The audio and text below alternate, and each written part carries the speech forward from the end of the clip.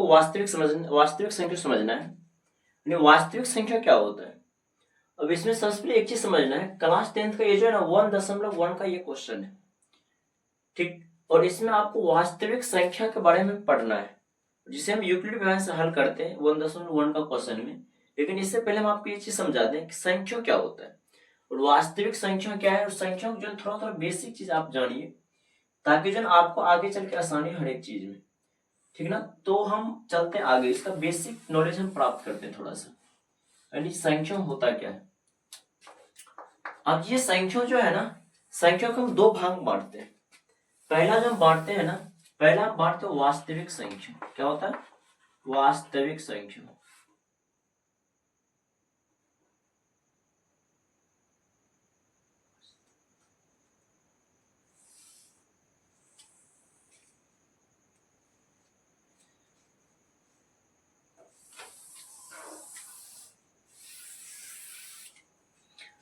Class 10th का question समझना है आपको, और जो है ये आज हमें 1.1 क्वेश्चन पढ़ना है, और ये है ना वास्तविक संख्या। चैप्टर का नाम है वास्तविक संख्या, और इसमें आपको जो है ना पहले बेसिक चीज सीखना है कि वास्तविक संख्या क्या है, काल्पनिक संख्या क्या होता है। तो पहले हम बेसिक नॉलेज अगर हम प्राप्त कर ले तो हमें बहुत आसानी हो क्वेश्चन को हल करने में, और समझेंगे बहुत बेस्ट। अब जो संख्या होता है ना, संख्या को हम दो भाग में बांटते हैं। संख्या को हम कितने भाग में बांटते हैं? दो भाग में, ठीक ना। तो संख्या को हम दो भाग में बांटते हैं। पहला होता है वास्तविक संख्या। क्या होता है? वास्तविक।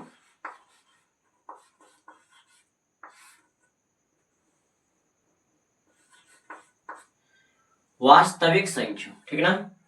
अब दूसरा जो आपके पास होता है ना, ये वास्तविक संख्या हुआ, और दूसरा जो होता है ये होता है काल्पनिक संख्या।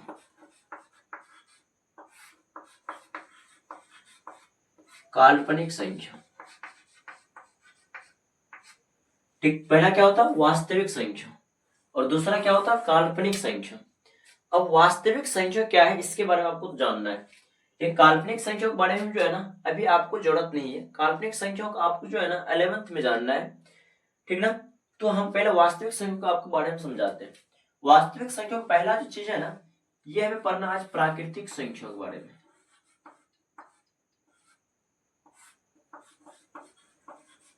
प्राकृतिक संख्या। और दूसरा संख्या जो होता है ना, वो होता पूर्ण संख्या। वो होता पूर्ण संख्या। और तीसरा कंडीशन जो होता है ना, वो होता परिमेय संख्या। तो परिमेय से आप पूर्ण संख्या लिख लीजिए, अच्छा रहेगा। पूर्ण संख्या, पूर्णांक। पूर्णांक। अब पूर्णांक के बाद जो होता है ना, चौथा कंडीशन होता है परिमेय। क्या होता है? परिमेय संख्या।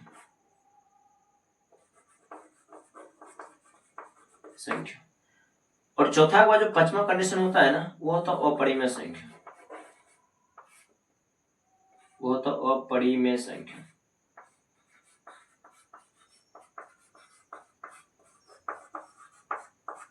अपरिमेय संख्या। देखिए आपको जो है ना यहाँ पे वास्तविक संख्या जो है ना ये रूप है, प्राकृतिक संख्या, और जो पूर्ण संख्या, और पूर्णांक है, परिमेय संख्या और परिमेय संख्या। फिलहाल और भी है, लेकिन आपको इतना पहले समझना जरूरी है, ठीक ना। तो आपको जो पहले आप काल्पनिक संख्या के बारे में थोड़ा जानना है। काल्पनिक संख्या क्या होता है, थोड़ा सा यहाँ पे नॉलेज देते हैं आपको। अगर हम आपसे बोले कि एक्स स्क्वायर माइनस नहीं प्लस 3 बराबर हम 0 मान लें, अगर इसको हल करने के लिए बोले तो आप कहिएगा एक्स स्क्वायर, अगर ये प्लस कंडीशन तो ये माइनस कंडीशन जाएगा, ये यानी -3 हो जाएगा। अब x का जो वैल्यू है ना, ये स्क्वायर जो है ना ये रूट में बदल जाएगा, और माइनस है तो -3 हो जाएगा यहाँ पे। अब आप एक चीज सोचिए, जो रूट होता है ये प्लस माइनस दोनों कंडीशन होंगे, तो यानी ये प्लस का भी रूप होता है, ये माइनस का भी रूप होता है, ठीक ना। तो आप इसको बोल सकते हो वास्तविक संख्या। इसमें आप x का वैल्यू निकाल ही नहीं सकते अभी, ठीक ना। तो फिलहाल आप जो 11th में इसका x का मान जो है ना आप निकालने के लिए सीख जाइएगा, काल्पनिक संख्या क्या होता है, ठीक ना। तो फिलहाल जो है ना हम आगे बढ़ते हैं, इसको हम छोड़ रहे हैं, ठीक ना। ये काल्पनिक संख्या आपको निकल चुका है, ये क्या है? काल्पनिक संख्या। ये है काल्पनिक संख्या। ये जो निकला आपको काल्पनिक संख्या निकला, ठीक ना। तो आपको समझना है प्राकृतिक संख्या क्या होता है, तो हम इसको थोड़ा मिटा लेते हैं, इसको मिटा देते हैं।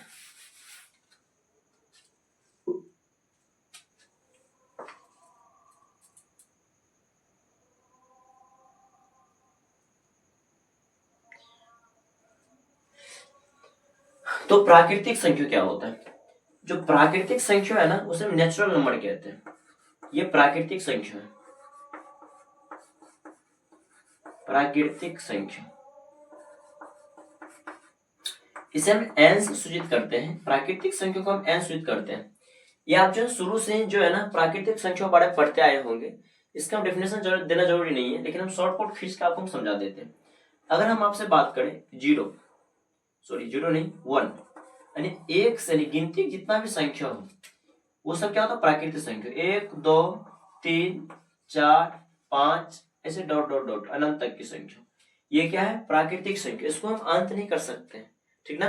भले हमारा अंत हो जाए लेकिन इसका हम अंत नहीं कर सकते, ठीक ना। प्राकृतिक संख्या हम कभी भी अंत नहीं कर सकते।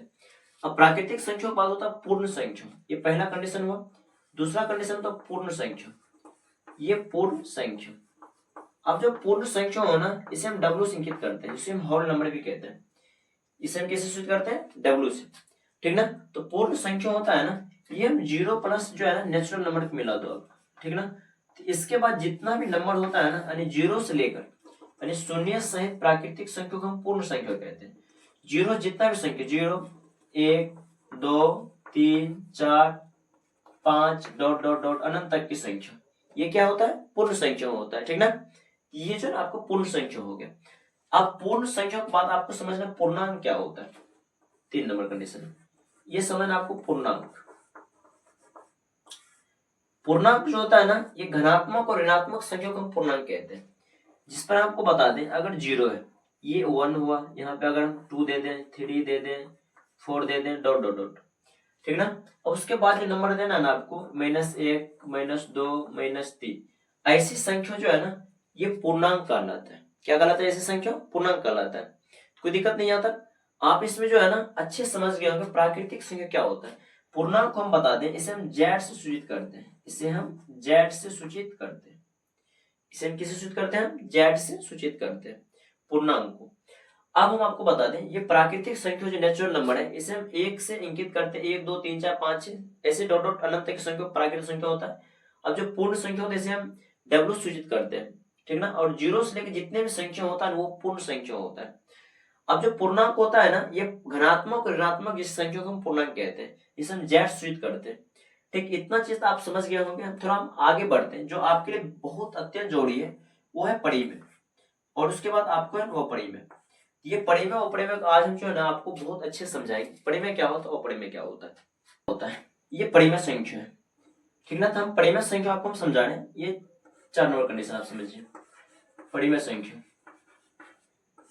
संख्या ये आपके लिए बहुत जरूरी है। परिमेय संख्या क्या होता है। परिमेय संख्या जो है ना आपको हम बता दें जिसे p बटे क्यू के रूप में लिख सके,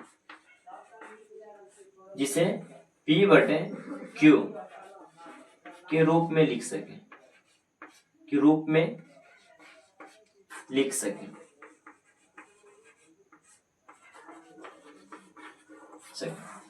ये पहला कंडीशन हो गया, यानी जिसे हम p बटे क्यू के रूप में लिखें वो तो परिमेय संख्या होता ही है। चलिए हम आगे बढ़ते हैं। हम यहाँ पर आपको जो है ना एक चीज समझाते हैं कि q बराबर यानी 0 नहीं होना चाहिए। q बराबर क्या होना चाहिए, 0 नहीं होना चाहिए,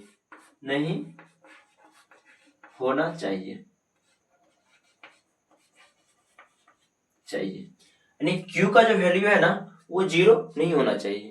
अगर q का वैल्यू अगर 0 होगा तो वो जो है ना परिमेय संख्या नहीं हो सकता है। और तीसरा जो कंडीशन इसका होता है कि p और q पूर्णांक होना चाहिए, p और q पूर्णांक होना चाहिए।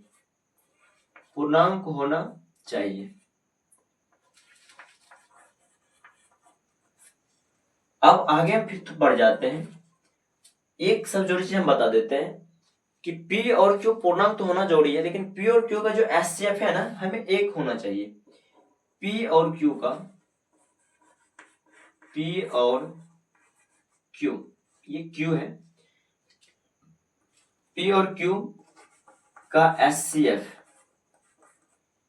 एक होना चाहिए, एक होना चाहिए।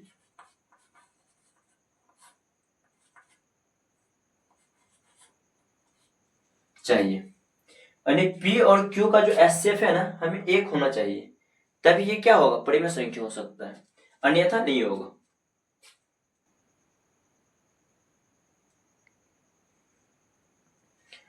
तो P और Q का जो HCF क्या होना चाहिए, एक होना चाहिए, ठीक ना, तभी ये क्या होगा, परिमेय संख्या होगा। ऐसे परिमेय संख्या ये नहीं हो सकता है, ठीक ना। तो हम आपको बता दें, ये पहला रूल है जिसे P बटे Q के रूप में लिख सके, ठीक ना। दूसरा कंडीशन क्या है, Q बराबर जो है जीरो नहीं होना चाहिए, ठीक। अब इसका तीसरा कंडीशन है P और Q पूर्णांक होना चाहिए। क्या होना चाहिए, P और Q पूर्णांक होना चाहिए। अब तीसरा कंडीशन क्या है, P और Q का HCF क्या होना चाहिए, एक होना चाहिए। P और Q का HCF कितना होना चाहिए, एक होना चाहिए, ठीक ना, तभी ये क्या होगा, परिमेय संख्या होगा। अब हम आपको उदाहरण थोड़ा देख हम समझाते हैं क्या होता है। थोड़ा यहाँ पे कि P और Q क्या होना चाहिए, यानी P बटे Q। अब एक चीज हम पूछते हैं आपसे, आप एक चीज बताइए, क्या जीरो परिमेय संख्या है? हाँ बिल्कुल, जीरो जो है ये परिमेय संख्या, क्या ये है परिमेय संख्या। कैसी संख्या ये, परिमेय संख्या। अगर हम आपसे इसी में पूछें कि अगर 1/, अगर जीरो है, क्या ये परिमेय संख्या है? ये परिमेय संख्या नहीं है। क्यों नहीं है? क्योंकि ये जो है ना P होता है, ये जो होता है Q होता है। यहाँ Q का वैल्यू क्या हो रहा है, जीरो। हम आपको बताएं, Q का वैल्यू अगर जीरो नहीं होना चाहिए, अगर Q का वैल्यू अगर जीरो होगा तो ये क्या हो जाएगा, वो परिमेय संख्या। ये परिमेय संख्या नहीं है, ये क्या होगा, वो परिमेय। क्या होगा ये, अपरिमेय, अपरिमेय होगा, ठीक ना। तो ये क्या हो गया, अपरिमेय संख्या हो गया, ठीक है ना। क्योंकि इसमें हमें जो है ना Q का वैल्यू क्या हो गया, जीरो, यानी हर जो है ना जीरो नहीं होना चाहिए।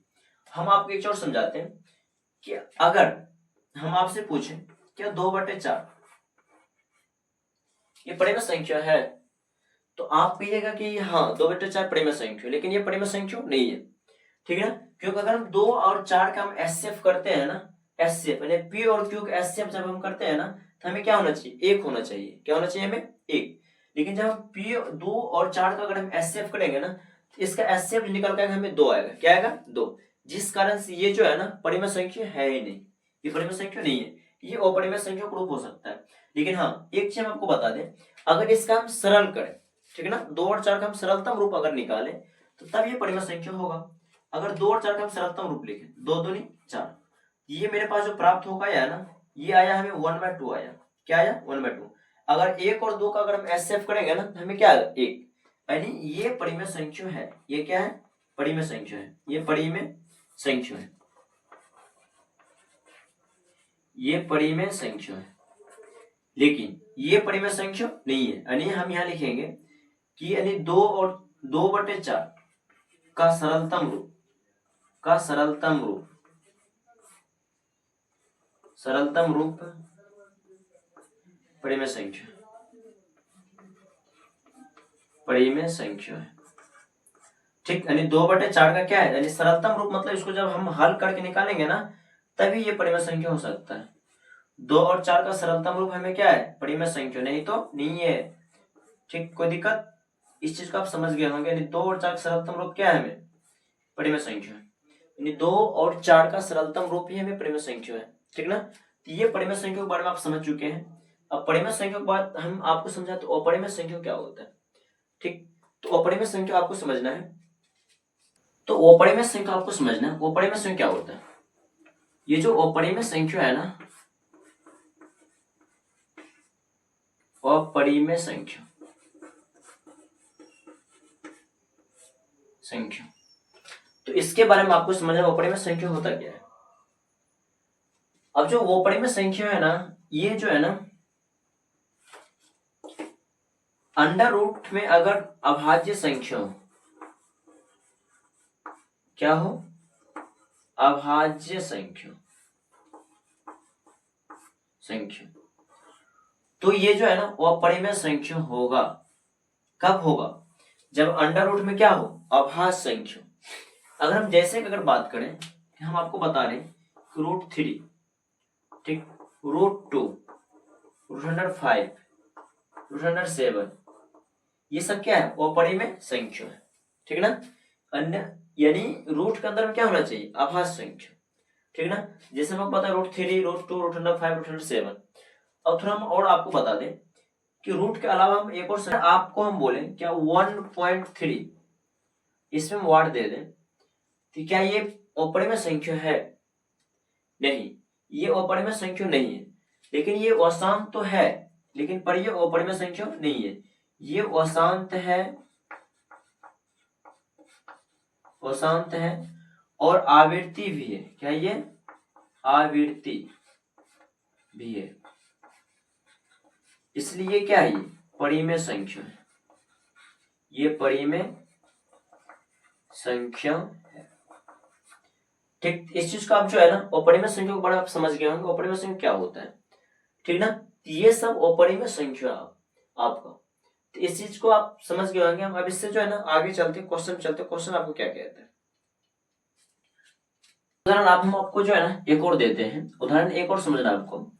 अगर 1.001, फिर आपसे हम बोले कि 000, फिर यहाँ पर आपको आ रहा है 1, ये किसी संख्या है और आपको यहाँ पे डॉट डॉट हो, तो ये जो है ना आपको अपरिमेय संख्या, किस संख्या, ये अपरिमेय, क्योंकि ये जो है ना अंक बार बार आपको आएगा, ये अपरिमेय संख्या,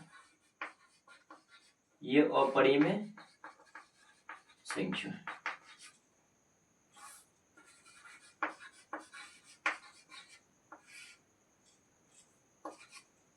ये अपरिमेय संख्या तो फिलहाल इस चीज को आप समझ गए हैं, हम थोड़ा आगे बढ़ते हैं।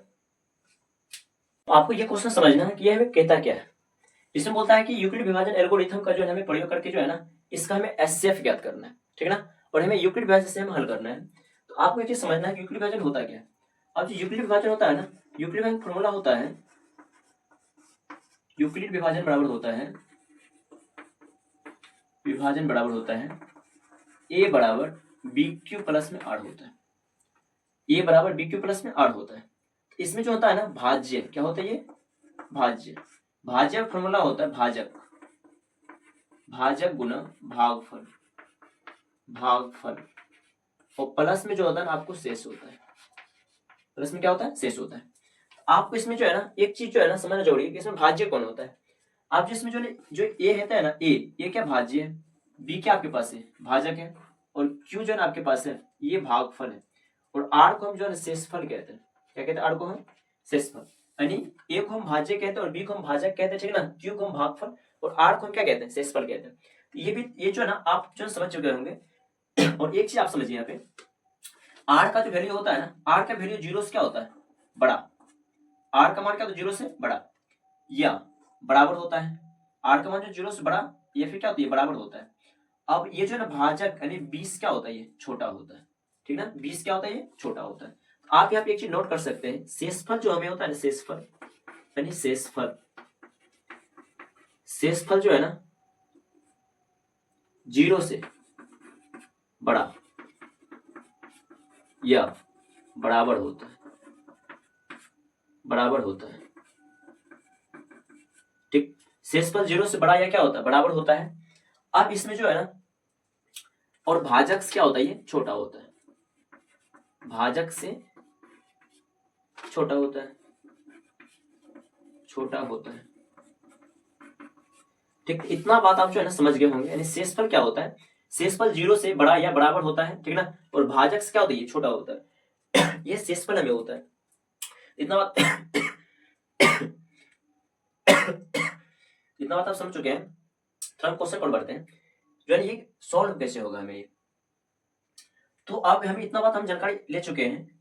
अब जो है ना आपको एक चीज समझना है, इसमें जो है भाज्य कौन होता है, भाजक कौन होता है। अगर हम दोस्त अगर हम जो है ना 7 में अगर भाग दें तो 3 बार हम खाएगा ये। अब आपके पास जो बच चुका है, 1 बच चुका है। अगर हम आपसे बात करें 2 क्या है, तो ये आपके पास B है, और ये आपके पास ए है और ये आपके पास क्यू है, नीचे में आपके पास जो मालूम होता है आर मालूम होता है, ठीक ना। तो इस चीज को आपको समझना है, यानी ये आपके पास क्या दिया है, भाजक है, ठीक ना, और ये जो है ना भाज्य है, और यहाँ जो आपको आता है आंसर में ये भागफल कहलाता है, नीचे में क्या कहलाता है, हमें शेषफल कहलाता है। इतना बात समझ गया ना, ये बी है और ये है ये है क्यू, और ये नीचे में आपका वैल्यू प्राप्त है आपके पास ये आर है, जिसे हम शेषफल कहते हैं। तो ये जो है ना कसौटी आप जो है समझ चुके हैं। हम जो है ना थोड़ा हम आगे बढ़ते हैं, क्वेश्चन पे क्वेश्चन हमें क्या कहते हैं। तो हमारे था क्वेश्चन नंबर 1 पे। अब एक नंबर जो क्वेश्चन आपको दिया है ना, ये दिया है आपको, एक नंबर क्वेश्चन आपको दिया है 135 और 255, 135 और 255 है। 135 और कितना है, 255 है। तो अब इसमें जो बड़ा होता है ना, बड़ा को हम ए मानते हैं, ए बड़ा क्या मानते हैं, ए। ये जो आपके पास दिया 255 दिया हुआ है, ए का वैल्यू सॉरी 225 है ना, हाँ।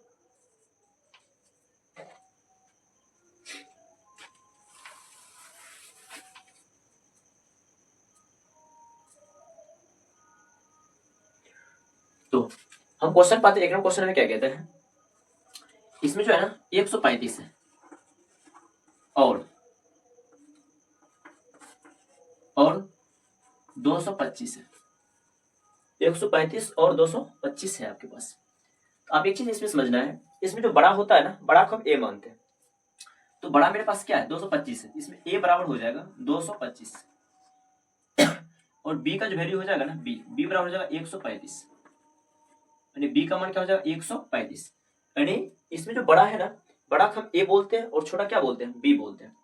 तो आपको पास कुछ नहीं करना है, आपको पास लिखना यूक्लिड विभाजन बराबर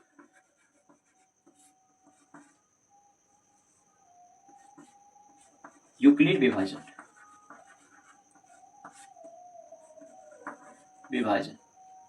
प्रेम से प्रेम है। तो इसका जो होता सूत्र होता है वो होता है ए बराबर बी क्यू प्लस में आर होता है। यूक्लिड फॉर्मूला क्या होता है, ए बराबर बी क्यू प्लस में क्या होता है, आर होता है। तो आपको इसमें समझना है, जो ए का वैल्यू है ना, ये 225 दिया हुआ आपको, ए का मान क्या दिया 225। अब जो इसमें बराबर तो बराबर देना है, बी का जो वैल्यू दिया है ना वो 135 है, यानी 135। और आपको जो गुना में क्यू मालूम नहीं है, प्लस में आर है तो आर ही रहने दीजिए आप, यानी क्यू और आर का वैल्यू आपको निकालना है। किसका वैल्यू निकालना है, क्यू और आर का वैल्यू निकालना है। तो बस आपको कुछ नहीं करना है, बस आप क्या करना है, भाग देना। और जो है ना जैसे हम ऐसे बनाते हैं भाग विधि से, उसी पर इसको हमें तोड़ना है, ठीक है ना। तो आपको भाग देना, इसमें क्या करना है, यानी 135 से आपको भाग देना ऑलरेडी 225 में, यानी कम से ज्यादा में। आप यह कह सकते हैं सर जी एक बार में कितना बार लगाइए, एक बार में लगेगा। अगर हम एक बार में लगाते हैं 135 होगा ऑलरेडी ये, ठीक है ना। 5 में से 5 0 बचेगा, 12 में से 3 का 9 बचेगा, और ये जो है ना आपको खत्म हो चुका है, ये खत्म हो जाएगा। अब फिर जो आपको जो 90 से भाग देना इसमें 135 में, लेकिन इसको पहले आप बैठा लीजिए थोड़ा सा। यहाँ जो है आपको जो है ना 135, तो आपको इसमें जो मालूम चला ना, ये है आपके पास है बी, और ये आपके पास ए है, ये आपके पास क्यू है, ये आपके पास आर है, ठीक है ना। जहां आपको जो है ना बी और ए मालूम है, ए का वैल्यू 225 आप बैठा चुके हैं, ठीक है ना, बी का वैल्यू 135 आप बैठा चुके हैं। आपको बैठाना है क्यू, तो क्यू का जो वैल्यू आपको मालूम है ना, क्यू का मान आपको मालूम है 1, तो आपको यहाँ लिखना है 225 बराबर 135 गुना, और क्यू का जो मान आपको मालूम है ना, ये मालूम है 1, तो प्लस में आर का जो वैल्यू मालूम है ना आपको, ये मालूम है 90। तो पहला चरण ये हमें क्लियर हो चुका है। अब हमें चलना दूसरा स्टेप में चलना। दूसरा स्टेप हमें क्या कहता है, दूसरा स्टेप आपके पास जो है यहाँ 90 है, तो 90 से फिर आपको भाग देना 135 में।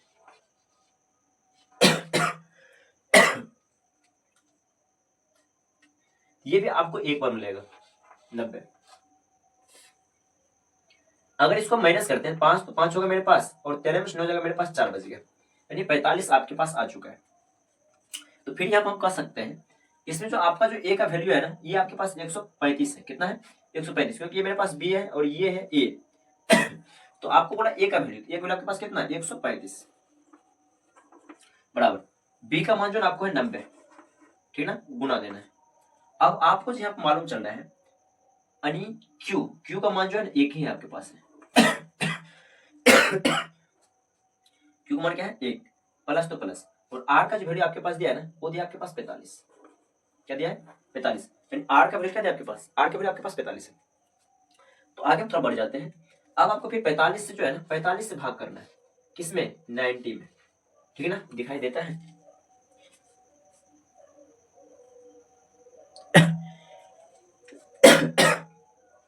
तो 45 से भाग आपको 90 में करना है।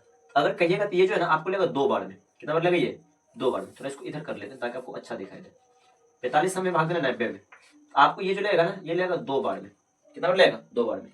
तो 45 दूनी 90 हो जाता है, और ये खत्म होकर आपके पास क्या है 0। हाँ, जब तक हमें ये 0 नहीं मालूम चलेगा तब तक इसे हम भाग देते रहना, ठीक ना। अगर 0 मालूम अगर हमें हो जाए इसे भाग देना हमें रोक देना, ठीक ना, ताकि आपका आंसर यहीं पे आ जाता है, ठीक ना। चलिए मेरे पास 0 प्राप्त हो चुका है नीचे में शेष फल में, इसे हम छोड़ देना। अब बस आपको बैठाना यहाँ पे। यहाँ आपको जो मालूम चला ये बी है और ये ए है, ये आपके पास क्या मालूम है क्यू, नीचे में आर मालूम चल रहा है। तो पहले हम किसका मान बैठाते हैं, पहले हम तो पहले हम एक मान आपके पास 90 है। तो ये बात आपको दिखने रहा था, हम यहाँ जो है ना फिर से इसको हल कर रहे हैं। यहाँ आपको जो ए का मान मालूम है, ए बोलता है ए का मान मेरे पास 90 मालूम है, 90 यहाँ आपको लिखना, ठीक ना, बराबर तो बराबर। अब बोलता है बी का मान मेरे पास क्या मालूम चला 45, यहाँ क्या लिखना आपको 45, ठीक ना। अब आपको जो है यहाँ गुणा चिन्ह देना है, और जो है ना इसमें क्यू का जो वैल्यू मेरे पास मालूम चल रहा है ये है 2, प्लस में आर का जो मालूम है मेरे पास ये है 0। आप कह सकते हैं सर जी एचसीएफ जो मेरे पास है एचसीएफ, ये मेरे पास निकल कर आ रहा है एचसीएफ, ये आ रहा 45, यानी 0 से हमें गिनना है 1 2 3, और तीसरा स्थान पे जो अंक हो वही हमको एचसीएफ कहलाता है। तीसरा स्थान क्या मेरे पास 1 2 3 यानी 45 है, ये आपके पास क्या आंसर निकल गया 45, यानी एचसीएफ जो निकल गया आपके पास क्या निकल चुका है ये 45 निकल गया। ठीक, इसे जो आपको लिखना है इसके नीचे में लिखना, ठीक ना, मेरे पास जगह नहीं था इसलिए हम यहाँ पे एडजस्ट कर चुके हैं इसको, ठीक ना। तो अब ये चीज आप समझ गए, हमें दूसरा क्वेश्चन लेते हैं।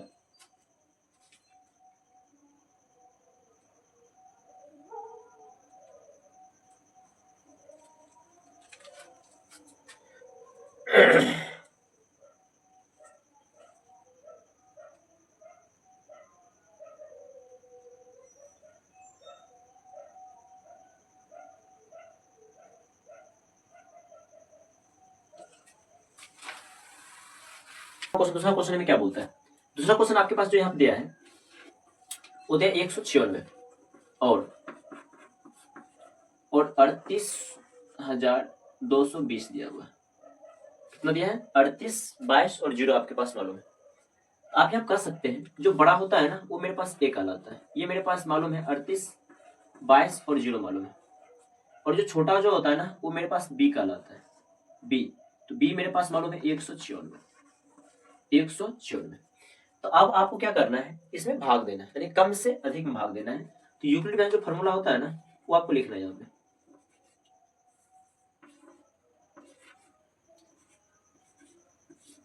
यूक्लिड विभाजन बड़ा,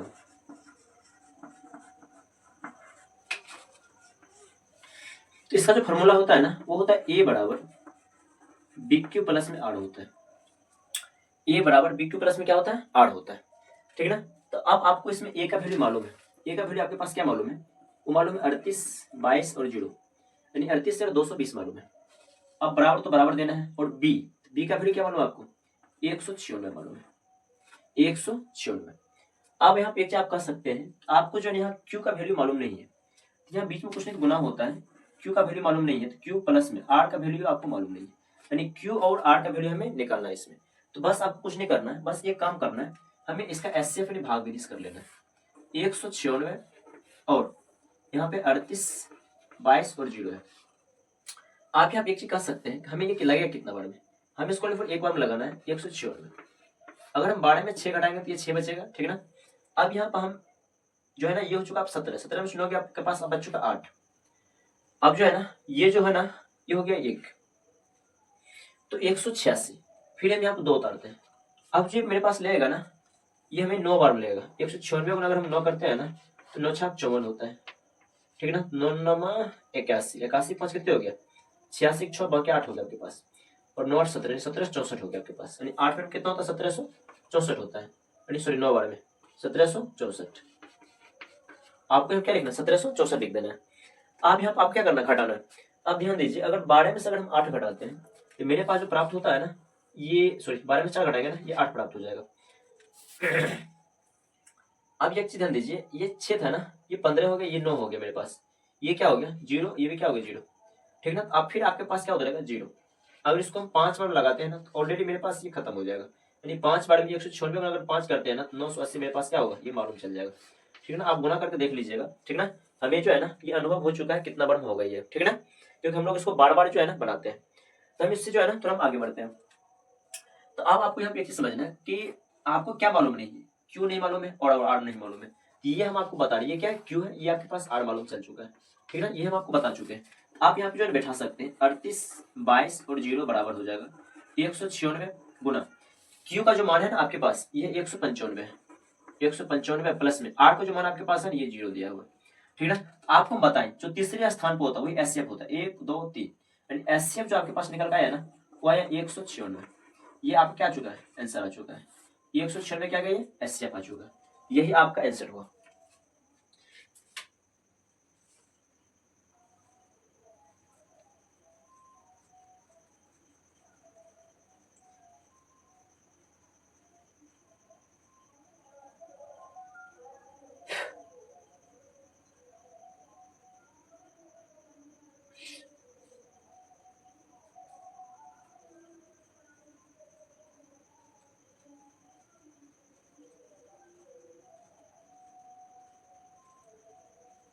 तीनों क्वेश्चन आपको बोलता है, इसमें आपको तीनों मालूम है ना, वो है 867 और है आपके पास 255, ये मालूम है। ये तीनों क्वेश्चन यानी आपको जो है ये मालूम है। तो आपको यहाँ पे एक चीज ध्यान देना, जो बड़ा होता है बड़ा क्या होता है ए होता है, तो जो बड़ा है इसमें 867 है, ए का जो वैल्यू मालूम है ना आपको ये 867 मालूम है, और इसमें जो बी है ना, बी का मान आपको मालूम है ना ये 255 मालूम है, क्या मालूम है 255, ठीक है ना। बी का मान आपके पास क्या मालूम है 255 मालूम है। आपको जो है एसएफ करना है कम से ज्यादा में, यानी भाग में इसको हमें ऐसे यानी भाग में देना है। आपको यहाँ पे लिखना यूक्लिड विभाजन, यूक्लिड विभाजन यहाँ लिख सकते हैं पड़े में से, नहीं भी लिखेगा तो भी चलेगा पड़े में से। तो इसका जो फॉर्मूला आपको बताएं, ये बताएं ए बराबर होता है बी क्यू प्लस में क्या होता है आर होता है, यानी ए बराबर होता है बी क्यू प्लस में क्या होता है आर होता है, ठीक है ना। तो अब इसको इसमें जो आपको मालूम चल रहा है, यानी ए एक मालूम चल रहा है आपके पास 867 हाँ, तो बी जो मालूम चल रहा है ये मालूम चल रहा है 255, ठीक है ना, प्लस आपको सॉरी प्लस नहीं गुना क्यू मालूम नहीं है, और क्यू बात आपको जो है मालूम नहीं आर, यानी ये सब आपको मालूम नहीं है, ठीक है ना। इससे आपको पता करना है। तो हमें क्या करना है कि 255 से ऊपर देख हम भाग करते हैं, कहीं बड़ा थोड़ा होगा ये, 255 से भाग करना है 867 में, चलते भाग करते हैं। इसको अगर हम 3 बार में अगर हम लगाते हैं 255 गुना अगर हम 3 करते हैं तो 255 गुना अगर हम 3 कर लेते हैं 5 से 15, 5 भाग 15 16 6 हो जाएगा, बाकी 1 हो जाएगा, 2 3 6 17 765 ये लग चुका है, यानी ये लग सकता है, 3 बार में लग जाएगा हमें 765। आप यहाँ कह सकते हैं 7 में से 5 अगर घटाएंगे 2 बचेगा, 6 में 6 0 बचेगा और 8 में से 1 बचेगा, यानी 102। तो आपको जो इसमें मालूम चल रहा है ना ये क्यू है, ये आपको आर मालूम है, यानी क्यू और आर ही आपको बताना है। तो आगे हम थोड़ा चलते हैं, यानी कि 867 बराबर 255 है ना, हाँ 255 है, 255 गुना क्यू का जो मान आप निकाले ना ये निकाले 3 लिखना है, प्लस आर का जो मान निकाले ना वो निकाले 102, आर का मान क्या निकाले आप 102 निकाले आर का वैल्यू। तो थोड़ा हम आगे का स्टेप चलते हैं इसमें। हाँ, अब आपको जो है ना 102 से जो है ना 255 आपको भाग करना है। ये जो आपको लगेगा ना ये लगेगा 2 बार में, अगर 102 गुना अगर 2 करते हैं, 102 गुना अगर हम 2 करते हैं, 2 दूनी 4 10 दूनी 20, यानी 204 के आसपास आपको आ जाता है। 3 करेंगे तो फिर ज्यादा हो जाएगा, यानी 2 बार में ही लगेगा हमको ये, यानी 204 हो जाएगा ये।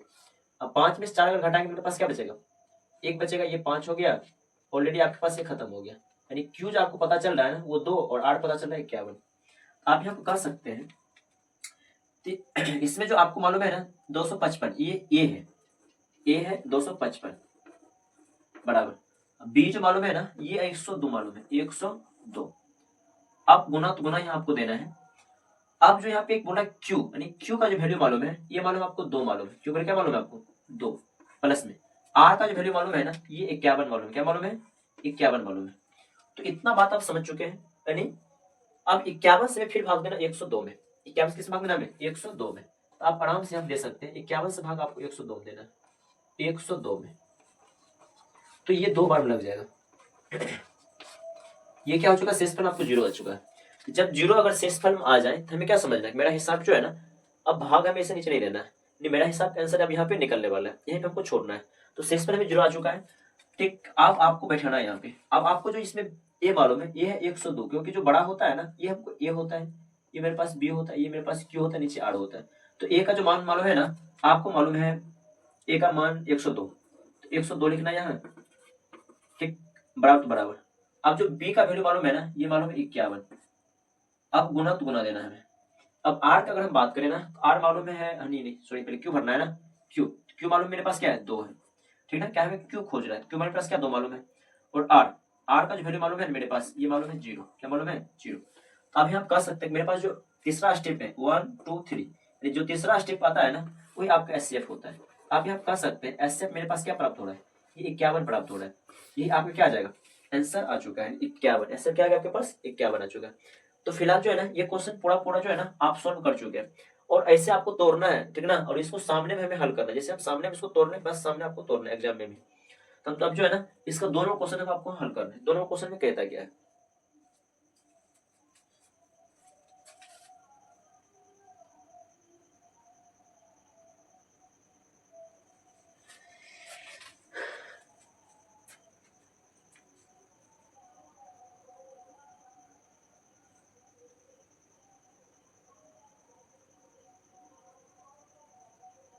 दोनों क्वेश्चन समझना। बोला दर्शाइए कि कोई भी धनात्मक विषम पूर्णांक, ठीक है ना, बोलता है क्या 6q+1 या 6q+3 या 6q+5 ग्रुप हो सकता है, यानी इसको आपको दर्शाना है।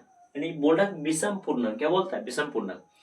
आपको इसमें कुछ नहीं करना है, बहुत आसानी से आपको इसको बनाना है। आपको जो यहाँ पे लिखना है ना, आपको सबसे पहले यहाँ लिखना है कि माना, यहाँ पहले हम हल स्टार्ट करते हैं। यहाँ लिखना है हल, ठीक, और यहाँ लिखना माना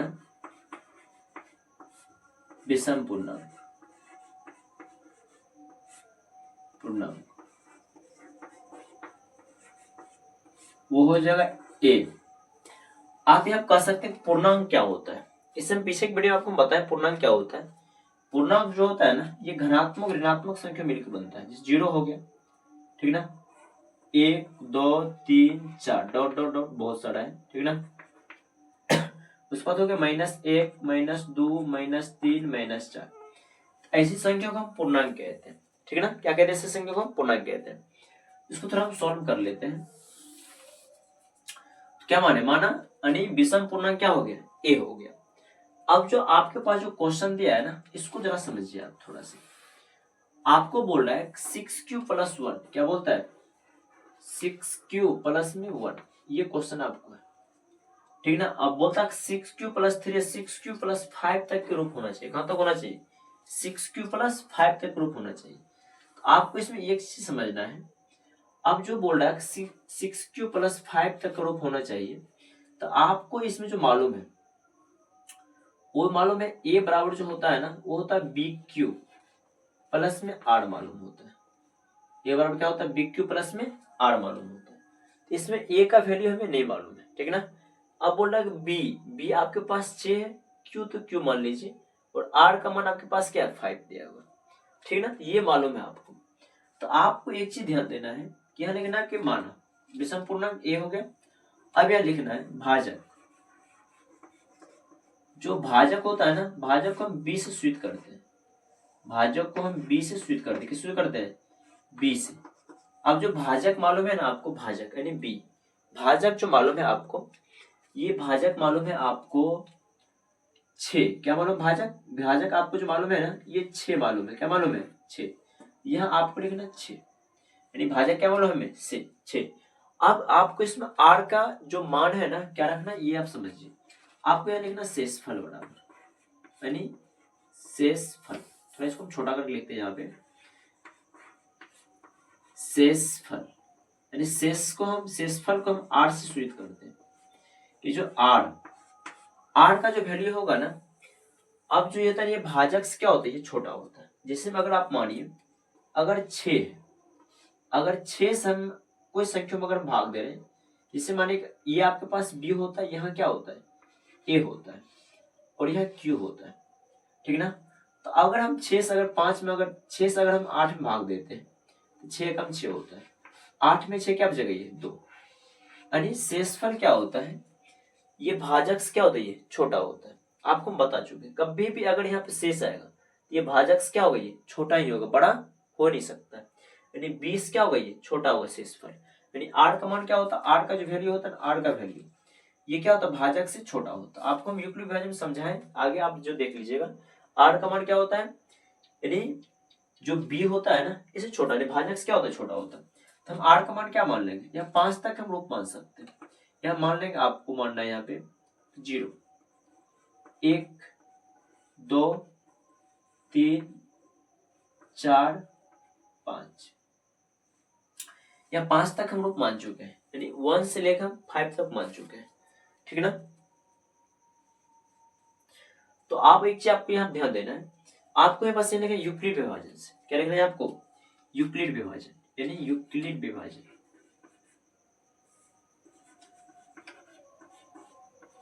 यूक्लिड विभाजन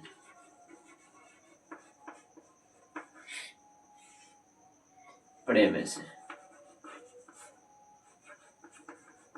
पढ़े में से। तो यूक्लिड विभाजन पढ़े में से लिखना आपको यहाँ पे। अब आपको यहाँ पे यूक्लिड विभाजन पढ़े में से लिखना, और आपको यहाँ पे एक चीज समझना है, हाँ, तो ये जो होता है ना, ये बराबर होता है बी क्यू प्लस में आर होता है।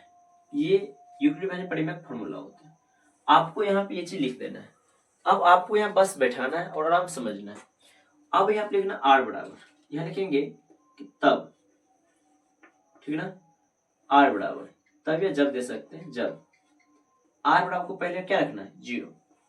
अगर आर का वैल्यू 0 रख रहे हैं तो हमें क्या होता है, ए बराबर बी का मान आपके पास क्या मालूम है 6 मालूम है, 6 क्यू तो क्यू आप दे सकते हैं प्लस में आर का जो वैल्यू मालूम है मेरे पास 0 मालूम है पहले, तो पहला कंडीशन हो गया। फिर आपको लिखना ए बराबर, ए बराबर, अब देखिए 6 तो 6 ही रहेगा, क्यू तो क्यू ही रहेगा, क्योंकि बी का मान हमें क्या मालूम है 6 मालूम है, और आर का मान आप क्या रखना, आपको आर का मान रखना आप 1, तो 1 रख दीजिए, ठीक है ना, तो प्लस में आप 1 दे दीजिए। फिर आपको यहाँ पे लिखना ए बराबर 6 क्यू, तो 6 क्यू प्लस में, अब आर का मान क्या रखना आपको, 1 के बाद 2 रखना है, तो 2 रखिए आप, यहाँ आप क्या रख सकते हैं, यहाँ पे 2 रख सकते हैं, ठीक है ना। थोड़ा मैं यहाँ पे जो है ना जगह कम है, हम जो है ना यहाँ पा जाते हैं थोड़ा सा, ताकि आपको जो है बेस्ट समझ आए, और ठीक है ना, तो हम थोड़ा यहाँ पा जाते हैं, हम यहाँ थोड़ा चिन्ह पार देते हैं।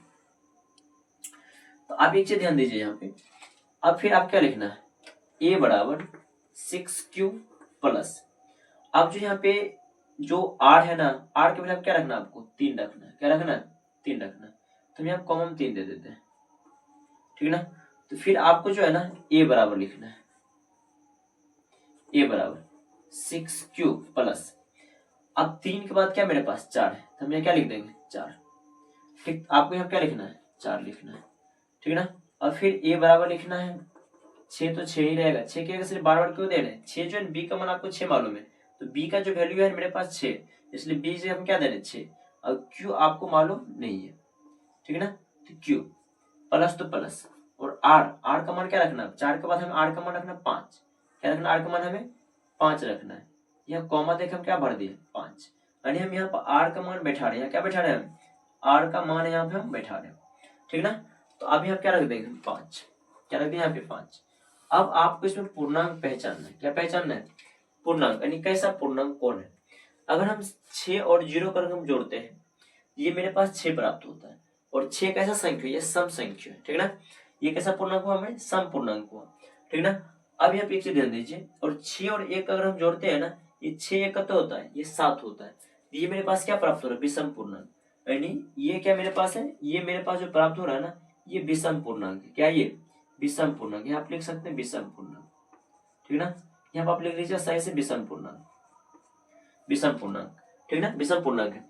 और 6 और 2 जोड़ते मेरे पास क्या प्राप्त होता है ये 8, ये 8 किस संख्या है 8 सम संख्या है, ठीक है ना, इसलिए ये हमें नहीं लिखना है, ठीक है ना। और आप यहाँ पे एक चीज ध्यान दीजिए, हाँ हाँ, ये 6 3 9 होता है, ये कैसा पूर्णांक है, ये जो है ना, ये जो है विषम पूर्णांक, क्या है ये विषम पूर्णांक, ठीक है ना, विषम पूर्णांक, ठीक है ना। हाँ ठीक। अब यहाँ पे 6 4 10 ये तो सम पूर्णांक है, लेकिन ये क्या है, ये विषम पूर्णांक। ये क्या है, ये विषम पूर्णांक है, ठीक है ना। ये क्वेश्चन एग्जाम में पूछता है, ऑब्जेक्टिव पूछ देगा आपको कि 6q + 5 कैसे पूर्णांक, ठीक है ना। क्या पूछेगा, 6q + 5 कैसे पूर्णांक पूछेगा, 6q + 5 यानी ये कैसा पूर्णांक, ठीक है ना। तो आपको सोचना है 6q + 5 क्या पूर्णांक, तो आपको जोड़ना 6 और 5 कितना होता है 11, 11 कैसा संख्या, विषम संख्या, ठीक है ना। 6 3 9 कैसा संख्या, विषम संख्या, ठीक है ना। तो इस प्रकार आपको क्या करना है, यहाँ पे जो है ना सम यानी विषम पूर्णांक आपको पहचानना है, ठीक है ना। तो आप इतना बात समझ चुके हैं। अब बस आपको कुछ नहीं लिखना है, बस इतना सा बात लिखना है कि माना घनात्मक, ठीक ना, माना धनात्मक विषम पूर्णांक,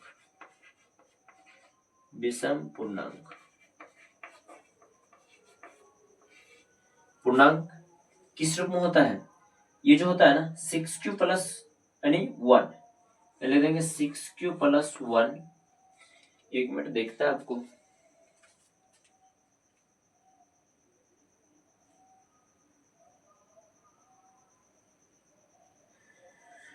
सॉरी,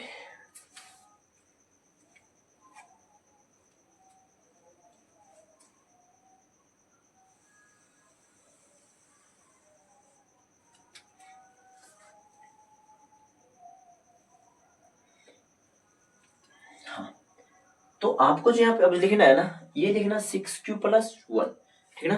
तो 6q + 5 या 6q + 1 के रूप आपको चलना है लेके यहाँ पे। तो आपको जो है ना बस यहाँ पे एक बात लिखना है कि माना, हम जो है ना इसको थोड़ा जो है ना इधर लिख लेते हैं, ये बात हम इधर लिख लेते हैं। ये लिखना माना घनात्मक पूर्णांक 6q + 1 या 6q प्लस में कितने हो गया 3, ठीक, या 6q प्लस में 5 के रूप होता है, 5 के रूप होता है, ठीक ना। ये क्वेश्चन आपको बन के रेडी हो चुका है, ठीक है ना। तो बस आपको एक चीज यहाँ पे सोचना है कि ये जो होता है ना, इसमें जो है ना ये विषम पूर्णांक हुआ, ये भी विषम पूर्णांक हुआ, ठीक ना। तो ये चीज को आपको जो है ना इसके नीचे लिखना, कहाँ लिखना, ये चीज को आपको इसके नीचे लिखना है, और ये भी चीज को आपको जो है ना इसी के नीचे लिखना है, ठीक है ना। तो मेरे पास जगह नहीं था, इसलिए जो है ना हम इतना ही इसको हम समेट चुके हैं, ठीक है ना। इस बात को आपको जब भी शिफ्टिंग करना है ना, इसके नीचे पहले इसको लिखना है, इसके नीचे, ठीक है ना, इसके नीचे चलना है, और इसे भी आपको जो है इसके नीचे ही सिटिंग करना है, ठीक है ना। तो बस हम इतना ही रहने देते हैं, हम अगले बार चलेंगे, हम 3 नंबर क्वेश्चन बचा आपको, ठीक है ना, 3 नंबर और 4 नंबर, समझा।